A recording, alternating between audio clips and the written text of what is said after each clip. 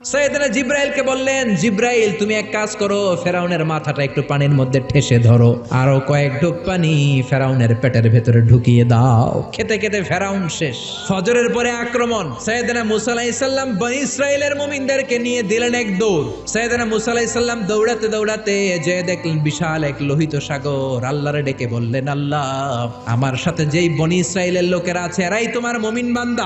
আজ যদি ফেরাউনের কবলে সবগুলো বনী ইসরাইলের মুমিন বান্দা নিহত হয়ে যায়, মিশরের জমিনে তোমার নামের জিকির করার মতো দ্বিতীয় কোনো লোক থাকবে না রে আল্লাহ। রব্বুল আলামিন বললেন, মুসা দেরি করো কেন, লাঠি ফালাও। সাইয়েদনা মুসা আলাইহিস সালাম লাঠি ফেললেন।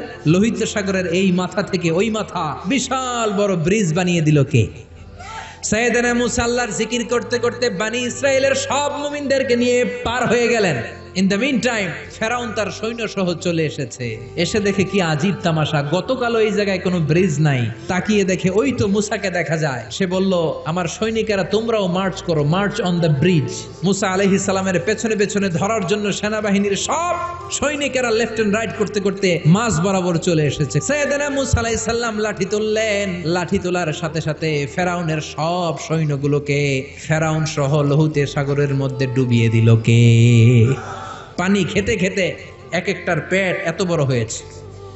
ইসরায়েলি বিভিন্ন বর্ণনাতে এসেছে ফেরাউন পানি খেতে খেতে পটকা মাছের মতো এত বড় হয়েছে তার পেটটা। যখন আর খেতে পারে না, গলা সমান, হাত তুলে বলে আমি ঈমান আনলাম। আল্লাহ বলেন, no, the game is up, সময় শেষ, এখন আর ঈমান কাজ হবে না, ফেরাউন শেষ।